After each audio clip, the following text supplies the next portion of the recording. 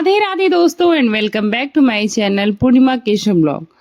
आज है 11 दिसंबर, दिन बृहस्पतिवार यानी कि सप्तमी तिथि। सप्तमी तिथि आज 1:56 तक रहेगी। इसके बाद में अष्टमी तिथि प्रारंभ हो जाएगी और आज ब्रह्म मुहूर्त सुबह 5:26 से 6:14 तक रहेगा। सूर्योदय होगा सुबह 7:02 पर। सूर्यास्त होगा शाम 5:40 पर और आज पूर्वा फाल्गुनी और उत्तरा फाल्गुनी नक्षत्र का शुभ योग भी बन रहा है। इसके अलावा सुबह 11:41 से प्रीति योग भी प्रारंभ होगा। आज आप सुनेंगे पौष मास महात्म की आगे की कथा। उससे पहले हम रोज की तरह सीता नित्य नेम की कहानी जरूर सुनेंगे, जिसे सीता माता कहती थी और प्रभु राम सुना करते थे। एक दिन श्री राम भगवान को किसी कारणवश कहीं जाना पड़ा तो सीता माता कहने लगी कि भगवान, मेरा तो 12 वर्ष का नित्य नेम है और आप बाहर जा रहे हैं तो मेरी ये कहानी मैं किसे सुनाऊंगी। तब श्री राम जी ने कहा कि सीते चिंता मत करो, आप कुएं की पाल पर जाकर बैठ जाना। वहां पर जो भी स्त्रियां आती हैं उनसे अपनी कथा सुनने के लिए विनती करना और उन्हें सुना दिया करना। सीता माता कुएं की पाल पर जाकर बैठ गईं। तभी एक स्त्री आई जिसने बहुत ही सुंदर सी रेशम जरी की साड़ी पहन रखी थी और सोने का घड़ा ले रखा था। सीता माता उसे देखकर कहने लगी, बहन, मेरी 12 वर्ष का नित्यनेम की कहानी सुन लो। पर वह स्त्री बोली कि मैं तुम्हारा नित्यनेम तो सुन लूंगी, लेकिन मुझे घर जाने में देर हो जाएगी ना, और मेरी सास मुझसे झगड़ा करेगी, इसलिए मैं ये कहानी नहीं सुन पाऊंगी। और ये कहकर वो अपने घर को चली गई। लेकिन उसके घर जाते ही उसकी रेशम जरी की जो साड़ी थी वो फट गई और सोने का घड़ा जो था वो मिट्टी के घड़े में बदल गया। सासू ने देखा तो पूछा कि अरे बहू, ये किसका दोष अपने सर लेकर आई है। तो बहू बोली, माँ जी, कुएं के पास एक औरत बैठी हुई थी, उसने अपनी कहानी सुनने के लिए कहा, लेकिन मैंने नहीं सुना क्योंकि मुझे देर हो रही थी, शायद ये उसी का फल मुझे मिला है। बहू की बात सुनकर अगले दिन वही साड़ी और वही घड़ा लेकर सासू माता कुएं की पाल पर पहुंच गई। सास को वहीं पर सीता माता जी बैठी हुई मिली तो माता सीता ने कहा कि बहन, मेरी कहानी सुन लो। सासू बोली, एक बार नहीं, मैं तो 4 बार सुन लूंगी, आप सुनाओ। तब माता सीता बोली, राम आए, लक्ष्मण आए, देश के पुजारी आए, नित्य नेम का नेम लाए। आओ राम, बैठो राम, तपी रसोई जीमो राम, माखन मिश्री खाओ राम, दूध बतासा पियो राम। सूत के पल का मोठो राम, शाल दुशाला पोठो राम, साल दुशाला ओढ़ो राम। जब भी बोलूं राम का नाम, राम संवारे सबके काम। खाली घर भंडार भरेंगे, सबका बेड़ा पार करेंगे। बोलो श्री राम, जय जय राम। सासू बोली, बहन, कहानी तो बहुत अच्छी है, अब मैं अपने घर को जाती हूँ। ये कहकर सासू अपने घर चली आई और उसकी साड़ी फिर से रेशम जरी की बन गई और मिट्टी का घड़ा पुनः सोने के घड़े में परिवर्तित हो गया। अब बहू ने देखा तो कहने लगी, सासू माँ, आपने ये कैसे किया। तब सासू माँ बोली, बहू, तू दोष लगा कर आई थी और मैं दोष छुड़ा कर आई हूं। तब बहू ने पूछा कि माँ, वो औरत कौन थी जो कुएं की पाल पर बैठी थी।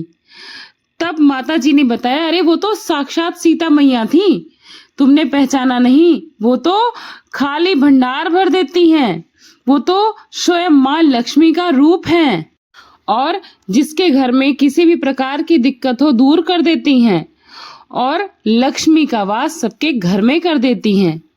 और तब उन्होंने बोला कि वो कौन सी कहानी सुनाई थी जिससे आप बता रहे हो कि पुराने से नया कर देती हैं। तो उन्होंने वही नित्य नेम की कथा अपनी बहू को भी सुनाई। अब बहू बोली, माँ, कहानी तो बहुत अच्छी है, ये कहानी अब हम हर रोज सुना करेंगे। सास बोले, ठीक है, ये ऐसा ही हम लोग करेंगे। फिर वो दोनों सुबह उठती, सुबह 4 बजे प्रातः उठकर नहा धोकर सारा काम से निवृत्त होकर पूजा पाठ कर फिर नित्य नेम की कथा सुना करती थी।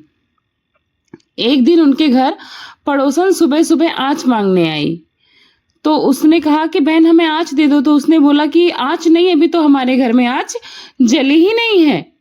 तो बोली, अरे तुम लोग सुबह से 4 बजे से उठकर करती क्या हो। तब उन्होंने बताया कि हम लोग सुबह उठकर नहा धोकर नित्य नेम की कथा सुना करते हैं, कहानी सुना करते हैं। और इससे तो बोले इससे क्या होता है? तो बोले इससे सबके घर के बिगड़े काज बन जाते हैं, घर में लक्ष्मी का वास होता है। तो बोले ऐसी बात है तो भाई मुझे भी कथा सुना दो। तो उन्होंने फिर पड़ोसन को इस कहानी को सुनाया और पड़ोसन को भी ये कहानी बहुत अच्छी लगी। पड़ोसन भी रोज नित्यनेम सीता माता की कथा कहने लगी और देखते ही देखते उनके भी भंडार भर गए। अब तो पूरे मोहल्ले में नित्यनेम की कथा चल पड़ी और हर किसी की मनोकामना पूर्ण होने लगी। सीता माता जैसे आपने उन सभी के भंडार भरे हैं वैसे हमारे भी भरना। कहानी कहने वाले, सुनने वाले और हुंकार भरने वाले सबके भंडारे भरना। सब प्रेम से बोलिए सीता मैया की जय। अब हम सुनेंगे आज का अध्याय। दूसरे वर्ष दास नवमी के अवसर पर श्री समर्थ बालापुर में बाल कृष्ण के घर आए। बालापुर में बाल कृष्ण और सुखलाल समर्थ के 2 अनन्य भक्त थे। इनकी बराबरी दूसरे किसी से हो ही नहीं सकती थी। इस समय महाराज जी के साथ बाला भाऊ, पीताम्बर गड़ू और जगदेव तथा दिंडोरकर थे। दास नवमी उत्सव यथासांग पार हो गया था, किंतु वहीं पर अब भास्कर का देवयोग उदित हो गया था। एक पागल कुत्ते ने भास्कर को काट लिया। अब यह देखकर अब तो सारे लोग घबरा गए कि अब तो यह भी पागल होकर लोगों को काटेगा। सारे लौकिक उपाय कर कर लोग देख चुके। कुछ बोले डॉक्टर को बुला कर लाओ। यह सुनकर भास्कर ने कहा किसी वैद्य या डॉक्टर को बुलाने की जरूरत ही नहीं है। मेरा डॉक्टर तो यहीं पर आसन पर बैठा है। मुझे महाराज जी के पास बस लेकर चलो। वो जैसा कहेंगे वैसा कर देना, अकारण अपनी मति मत चलाओ। यह सुनकर भास्कर पाटिल को समर्थ गजानन महाराज जी के सामने लेकर आया और बाला भाऊ ने महाराज को सारा वृतांत सुनाया। सब सुनकर महाराज हंसकर बोले, अरे भाई, हत्या, शत्रुता और ऋण चुकता नहीं है, उसे फेंकना ही पड़ता है, उसे भुगतना ही पड़ता है। भास्कर ने सुखलाल की गाय की उद्दंडता का हरण करने की प्रार्थना की थी। भास्कर स्वार्थी है, इसे गाय का दूध पीने को मिले इस कारण इसने ऐसी प्रार्थना की थी। दूध पीने में मीठा लगा, अब क्यों अनानी करते हो? यह उसी का फल है, इसलिए अब स्पष्ट बताओ, कोई संदेह मत रखना। क्या और जीना चाहते हो? इससे मैं तुम्हारी रक्षा करूंगा क्या? अगर इसे मैं तुम्हारी रक्षा करता हूं तो ये उधार ली हुई आयु होगी, क्योंकि तुम्हारा तो मृत्यु लोक से प्रयाण करने का समय आ गया है। जन्म मृत्यु की उधारी इस आशा संसार में घलती रहेगी। अगर कुछ दिन और जीना चाहते हो ना तो हाँ, मृत्यु का समय मैं टाल सकता हूँ, किंतु ऐसा अवसर फिर कभी नहीं मिलेगा। जल्दी से सोचो और सोचकर मुझे बता दो। यह सुनकर भास्कर पाटिल ने उत्तर दिया, भगवान, मैं तो अज्ञानी बालक हूं, आप मेरी माता पिता दोनों हो। माता बालक का हित या अनहित सब कुछ जानती है ना। ठीक उसी प्रकार आपको जो सही लगे आप कीजिए।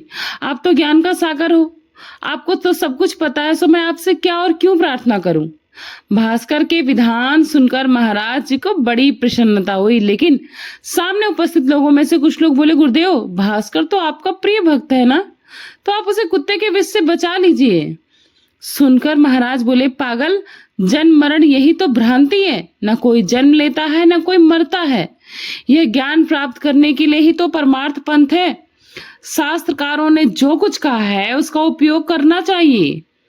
मोह का जड़ सहित निर्मूलन करना चाहिए। मोह को जड़ से ही उखाड़ फेंकना चाहिए और अपने पूर्व जन्म के कर्मों को शांतित से भोगना चाहिए। प्रारब्ध तो सभी को भोगना ही पड़ता है, किसी को चुकता नहीं होता। इस जन्म में जो कुछ करते हैं उसका फल अगले जन्म में या फिर इस जन्म में ही भोग कर जाना पड़ता है।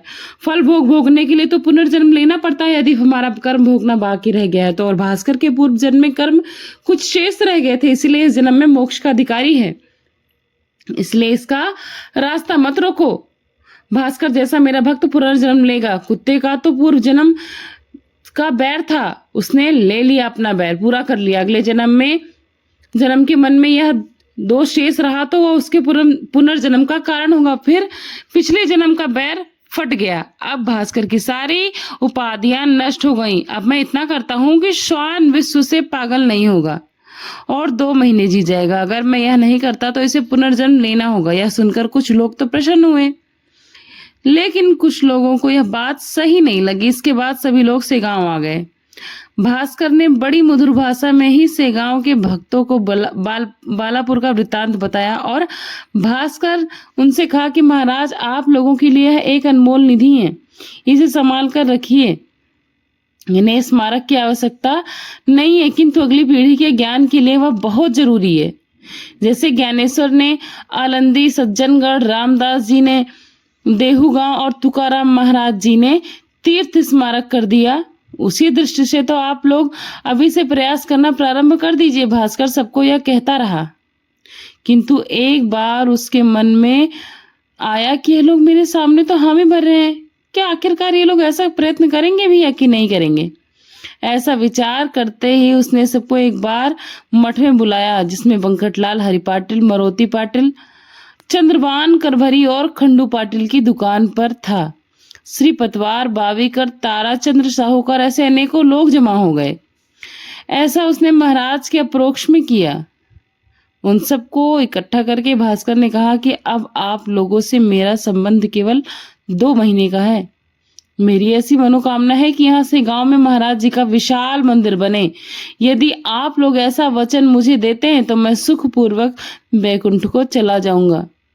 यह याद रखना कि संतों की सेवा कभी विशाल नहीं होती, जिसकी जो मनोकामना है वह पूर्ण होती है। मंदिर ऐसा हो कि जो सारे बराट प्रांत में विशाल और प्रशंसनीय होना चाहिए, जिसको देखकर लोग तारीफ करें। मेरी यही अंतिम इच्छा और प्रार्थना भी है। सब लोगों ने महाराज की शपथ ग्रहण करके वचन दिया कि यह कार्य हम लोग जरूर पूर्ण करेंगे, जिससे सब भास्कर का मन स्थिर हो गया। मन में जो आशंका थी वो भी नष्ट हो गई। अब वह प्रतिदिन आनंदित होता था। जैसे बालक गणाने वाले उत्सव के लिए आनंदित होते हैं ना, ठीक उसी प्रकार माघ वदय त्रयोदशी को महाराज भास्कर से बोले, भास्कर, हम लोग शिवरात्रि के अवसर पर त्र्यंबकेश्वर दर्शन को जाएंगे। गोदावरी के किनारे कर्पूर गौरव और भवानी के पति त्र्यंबक स्थिर हैं। वो सुंदर ज्योतिर्लिंग है जो सब पातक पुंज को नाश कर देते हैं। इसलिए अब देर मत करो, शीघ्र ही वहां चलने की तैयारी करो। पास ही ब्रह्मगिरी पर्वत है, जहां पर विपुल प्रमाण में वन औषधियां उपलब्ध हैं, पर गंगा स्नान भी होगा। इस ब्रह्मगिरी पर गहनीनाथ महाराज हैं, उनको औषधियों के गुणधर्म का पता है। उन्हीं में पागल कुत्ते के जहर की औषधि भी है, उसका उपयोग हम लोग जल्दी से करेंगे। तभी भास्कर ने उत्तर दिया, गुरुदेव, आपकी सत्ता अगाध है, जो औषधियों में से बिल्कुल अलग है। आपकी कृपा से ही विष का प्रभाव तो बालापुर में ही नष्ट हो गया था। अब मेरी आयु तो केवल 2 महीने बची है ना, इसलिए मुझे ऐसा लगता है कि हम लोगों को शेगांव में ही रहना चाहिए। हम सबके लिए आप साक्षात त्र्यंबकेश्वर हो।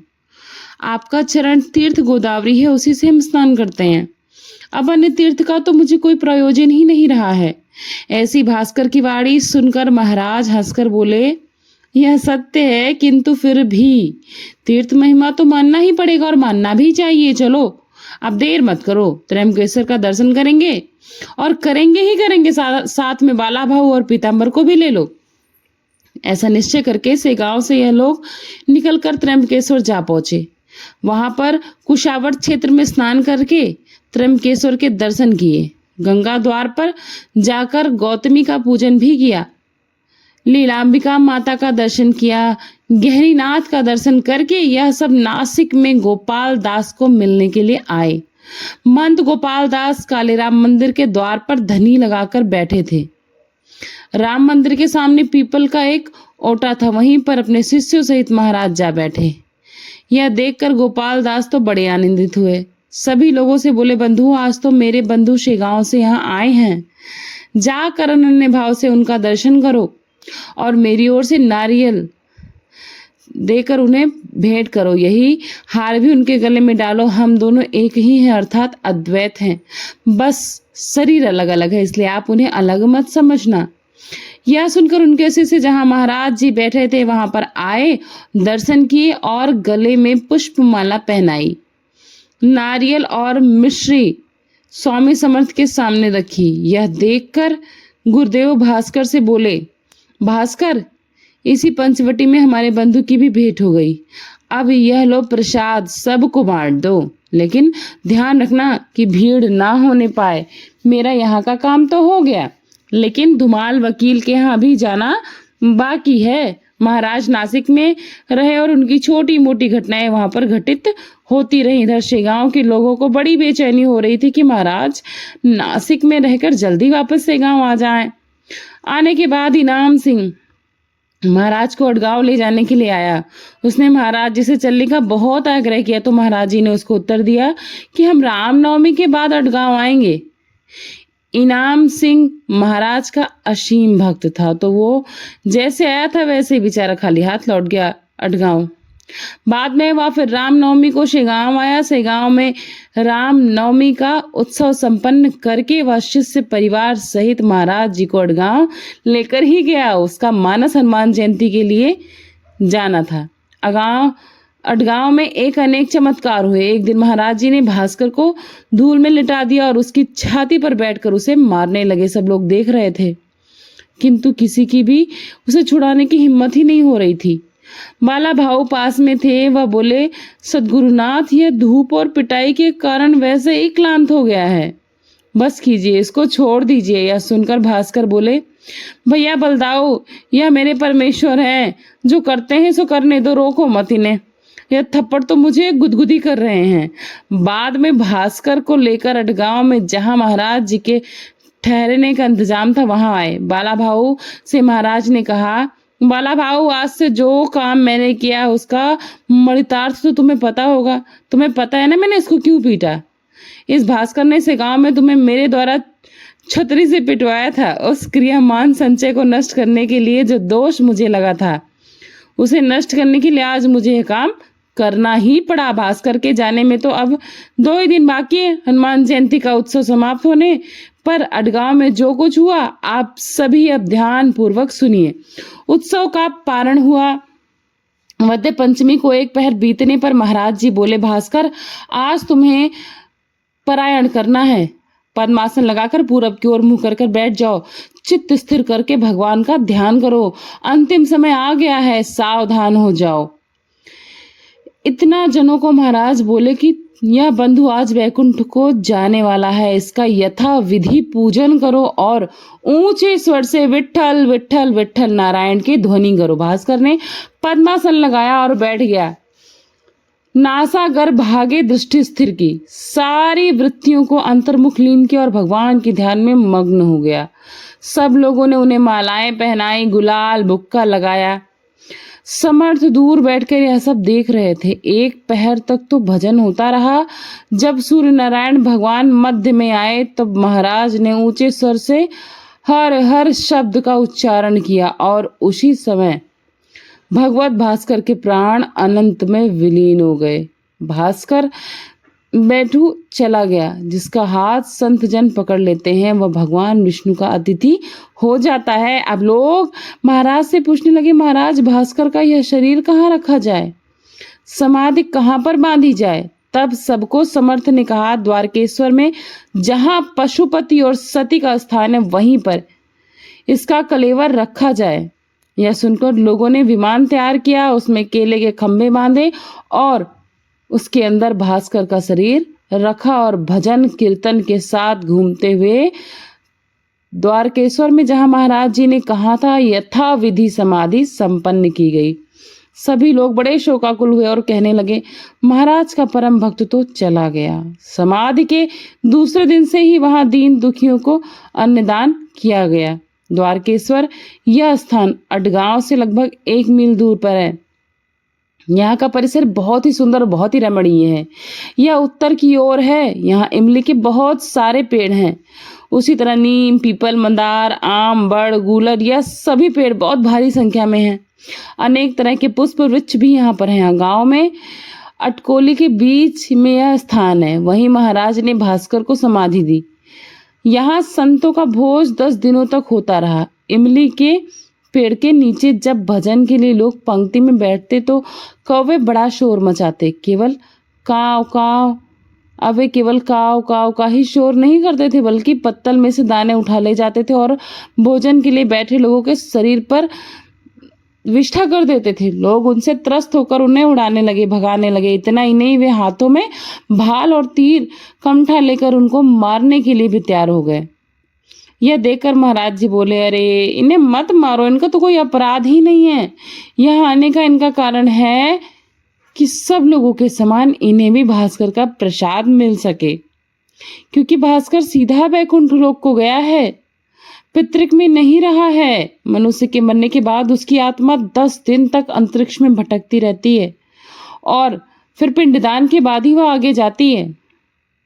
इसलिए 11वें दिन काक बलि देते हैं। जब पिंड को कौवे का स्पर्श कराते हैं तभी आत्मा आगे जाती है, यानी पितृक चली जाती। इसलिए मृतक कर्म का महत्व हमारे शास्त्रों में बताया गया है। भास्कर का 10 पिंड कार्य अभी नहीं हुआ है, इसलिए कौवे शायद भाग ना पाकर क्रोधित हो गए हैं। मैं उन्हें समझा देता हूँ। भास्कर वैकुंठ लोक जाने से सोमलोक यानी पितृक और सूर्यलोक यानी कि देवलोक का अब कोई कारण नहीं रहा, क्योंकि वह तो वैकुंठ लोक चला गया। इसलिए अब उसे किसी अन्य लोक में जाने की कोई आवश्यकता ही नहीं रही तथा पिंडदान का भी कोई प्रयोजन नहीं रहा। जिसकी ऐसी गति नहीं होती वे पिंड रखकर कौवे की राह देखते हैं, यानी कि जिनको मोक्ष नहीं मिलता वे पिंडदान करके कौवों को प्रसन्न करते हैं। फिर महाराज कौवों से बोले, पक्षीगण आज तुम प्रसाद ग्रहण कर लो, लेकिन हाँ कल से यहाँ बिल्कुल मत आना, नहीं तो मेरे भास्कर का नाम बदनाम होगा। अब पंगत में जो कुछ कुचाल था वो बैठे थे, आपस में बात करने लगे कि महाराज जी भी खूब हैं, भला कहीं पक्षी मनुष्य की आज्ञा में रहते हैं, उनकी बात सुनते हैं।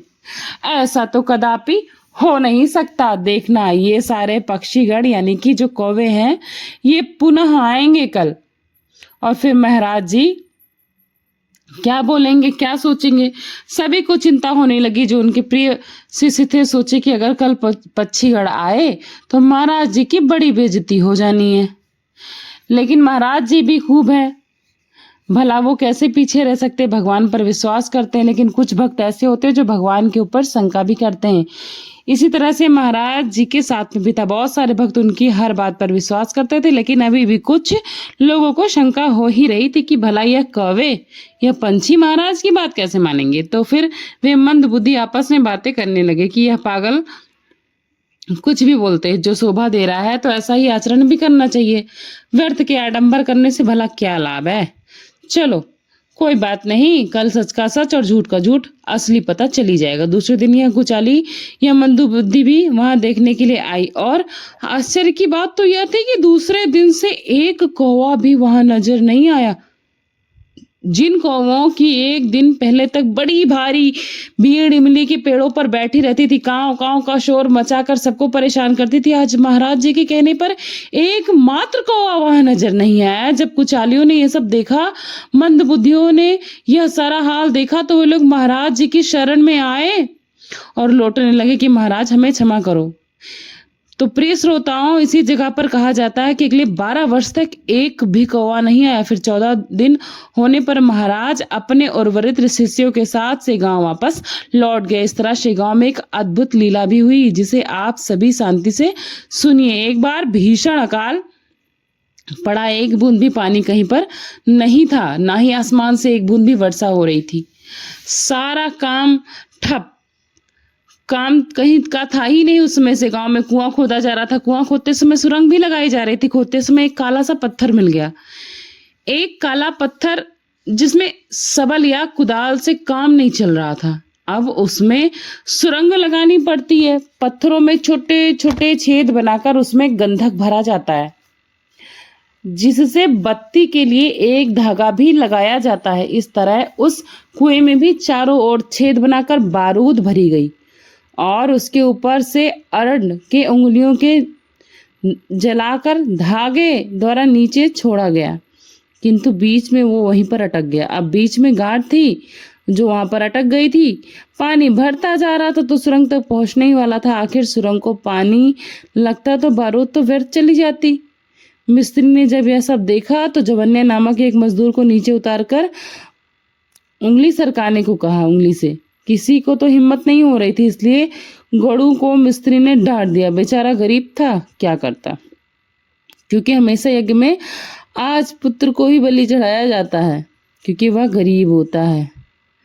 यानी कि अजापुत्र यानी कि बकरी के बच्चे को। तात्पर्य है कि गरीब व्यक्ति ही सबसे आगे धकेला जाता है।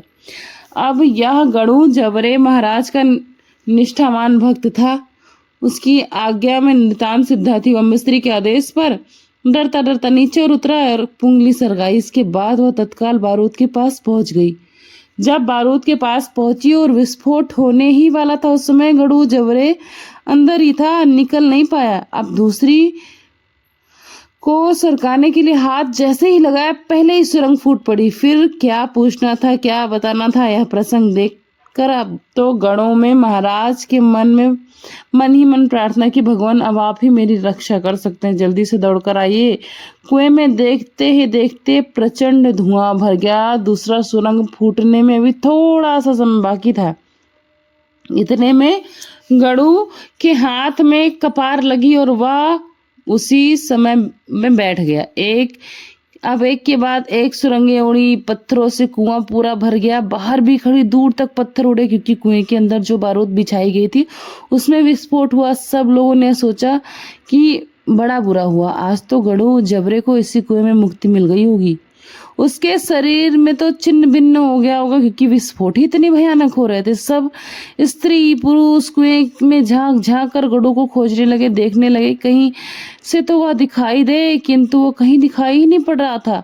यहाँ तक कि उसकी कोई आवाज भी नहीं आ रही थी। अब तो लोग तरह तरह की कल्पनाएं मन में करने लगे। कुछ लोग कहने लगे कि अरे पत्थरों के साथ हो सकता है वह भी बाहर फेंका गया। कुछ लोग बोल रहे थे उसके शरीर में लाखों छेद हो गए होंगे, पास में कहीं तो उसका शव चला गया होगा, चलो चलकर शव ढूंढे। मिस्त्री की आवाज सुनकर अंदर से गणु बोला, मिस्त्री जी गणु मरा नहीं है, अंदर है। गजानन महाराज की कृपा से बाल बाल बच गए और मैं यहाँ पर कपार में छुपा हुआ हूँ। कपार के मुंह पर एक पत्थर पड़ा हुआ, इसे हटवाइए। इसी पत्थर के कारण मैं निकल नहीं पा रहा हूँ। इतने भयानक विस्फोट कि सारे पत्थर तक निकल कर कुएं के बाहर दूर छिटक कर गिर गए। उसी विस्फोट में गणु जीवित बच गया। यह बहुत आश्चर्य की बात थी। गणु की आवाज सुनकर बाहर से लोग झांक रहे थे। आनंद का ठिकाना ही नहीं रहा उनके। कई लोग पत्थर निकलवाने के लिए नीचे उतरे। 510 आदमियों ने वह पत्थर कपार के मुंह से हटाया और गणु को सही सलामत कुएं के ऊपर ले आए। ऊपर आते ही गणु दौड़ते हुए महाराज के दर्शन के लिए मठ में चला गया। गणु को देखते ही महाराज जी बोले, अरे गंडिया, कपार के अंदर बैठकर तूने कितने पत्थर उड़ाए, उनमें से बड़ा पत्थर तो तेरी रक्षा करने के लिए कपार के मुंह पर ही बैठ गया, जिससे ही तू बचा है। वैसा साहस दोबारा कभी मत करना। पुंगली एक बार छूटने पर उसे अंदर जाकर हाथ से कभी मत धकेलना। जा, तुम्हारा संकट टल गया। अब तो गणु को देखने के लिए गांव भर के लोग आने लगे। गणु महाराज जी से बोले, सदगुरुनाथ, चारों सुरंग चल जाने पर ही आपने मुझे कपार में बिठाया। मैंने तो आपके चरण पकड़ रखे थे, तभी तो मैं कुएं से बाहर आ गया, नहीं तो मैं कुएं में ही मर जाता। ऐसी सी गजानन की महिमा अपार है, जिसका वर्णन करना बिल्कुल भी संभव और आसान नहीं है। यह था आज का प्रसंग। सभी लोग बोलिए गजानन महाराज की जय। और आशा करती हूँ आप सभी को ये कथा, ये प्रसंग और महाराज की कृपा का महत्वता तो पसंद आई होगी और अच्छी भी लगी होगी। और चैनल पर वीडियो के माध्यम से नए जुड़े हैं तो चैनल को सब्सक्राइब कर दीजिएगा, वीडियो को लाइक कर दीजिएगा और कमेंट बॉक्स में हर हर महादेव या फिर आप अपने इच्छा अनुसार भगवान की हाजिरी लगाकर ही जाइएगा। मिलती हूँ नए अध्याय के साथ, नई जानकारी के साथ, नए वीडियो में। तब तक के लिए अपना खूब सारा ख्याल रखिएगा। Thanks for watching Purnima Keshav blog. नमस्ते, प्रणाम, bye bye and Radhe Radhe.